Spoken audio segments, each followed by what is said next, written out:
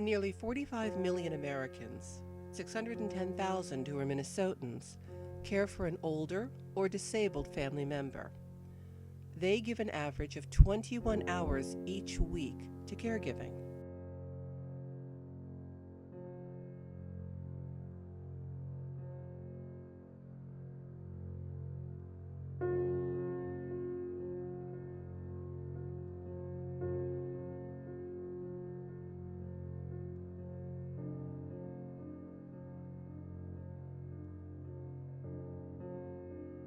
The chances are good that in our lifetime, we will either be a caregiver for a loved one or require care ourselves.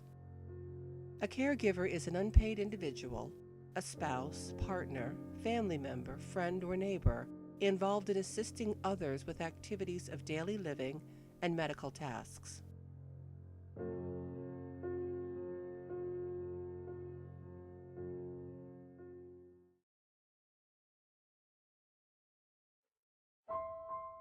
This caregiving story begins with our family's move from New Jersey to Minnesota in 2007.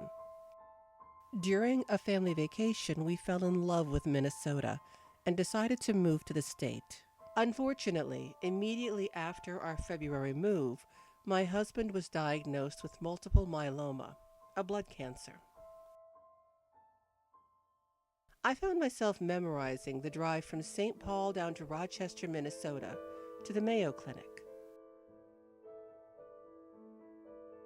After a year of intensive treatment, a stem cell transplant, and high-dose chemo, we slowly began to reevaluate our position and move forward. We began a new journey with new roles. My husband as a long-term chronic disease patient, our family as caregivers.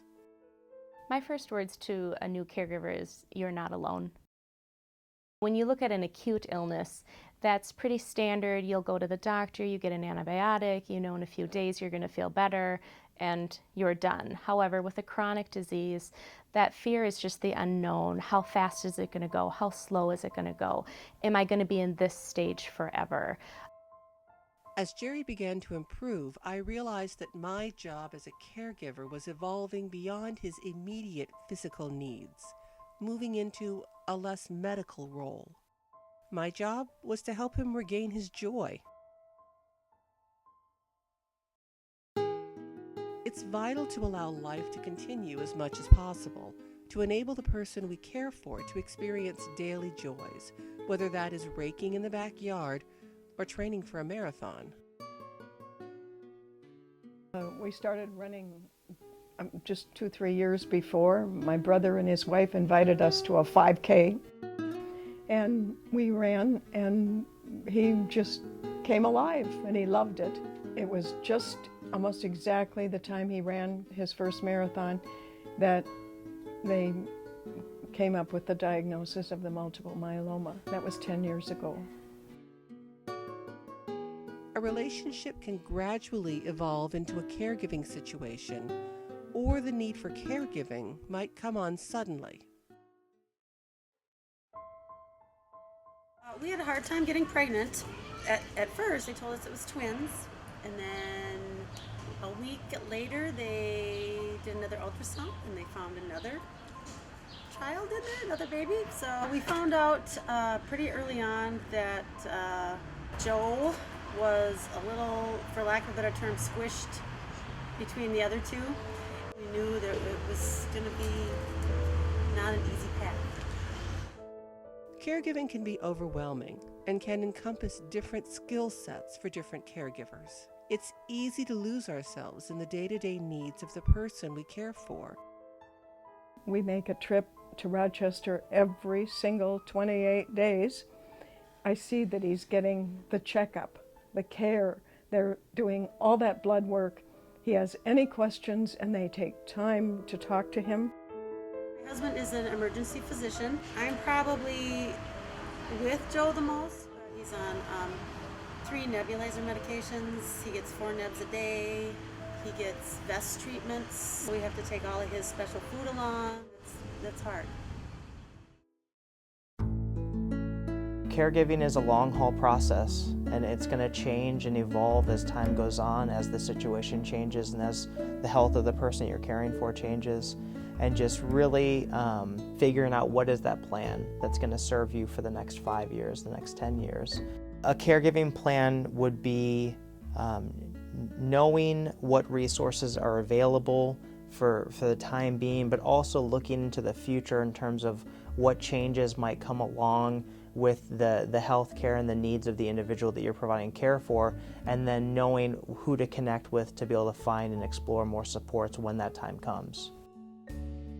Having a plan in place, and although that's so hard to predict because nobody can predict the future, but to have an idea of what's available in your area. And again, that kind of goes around to talk to your coworkers, talk to your neighbors, talk to people at support groups. If something sounds interesting, write it down and keep that in your back pocket because you may need that. The challenges each caregiver faces is different, but at the heart of each journey is love. It's necessary for a caregiver to be able to step away and retain their own joys so they have the strength to continue. There's no normalcy when caregiving occurs, and that's probably hard to grasp. Your journey is unique, but there are so many people around that are in a similar role that you can gain support from them. It can be very overwhelming in terms of navigating all the information out there. And so it is really important to have a trusted resource to go to help with figuring out where to start. I work at the Metropolitan Area Agency on Aging, and one of our primary responsibilities in the local community serving the 7-county metro is to provide information and assistance. And so we have 2 outlets to provide that information and assistance. One is the Senior Linkage Line, which is a toll-free phone number you can call throughout the entire state of Minnesota. And that number is available for anyone to call. If you don't want to necessarily call the Senior Linkage Line, have a conversation with someone else about the situation that you're in, you can also go to a website, which is basically the community access point for all of the resources we have on our resource database.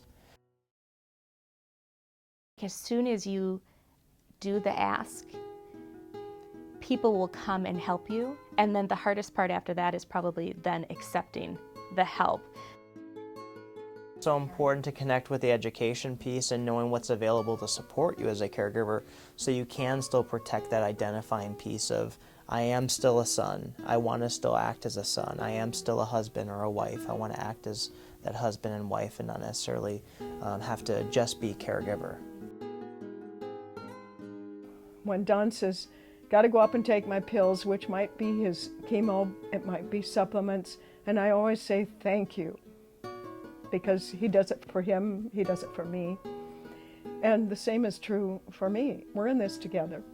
We always are focused on what we can do more of to take care of each other.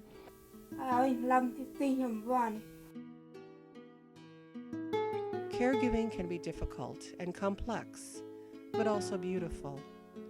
It's a gift to bring peace and a bit of joy to someone we love. It's a comfort to know we're not alone, that there is help for caregivers in Minnesota. I think our kids have become far more compassionate for other people. Our kids have just really become so mature in that area because they love their brother so much. Each spring, there's an event in St. Paul where folks can fly kites filled with their hopes and dreams. It's called Wishes for the Sky. My wish is always twofold: good health for my husband, and strength for our family and all others who care for loved ones. As horrible as the myeloma is, I don't know, I like to say in the ashes, God plants roses. Everything is not awful. There are bright things about it.